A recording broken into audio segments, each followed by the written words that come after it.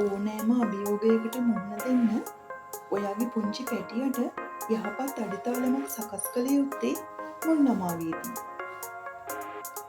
ඔයාටත් ඉන්නේ අවුරුදු 3 සහ 4 යන වයසේ ඉන්න පුංචි පැටියෙක්ද? එහෙනම් ඔයාට මේ පොත ඉතාමත් වටිනවා.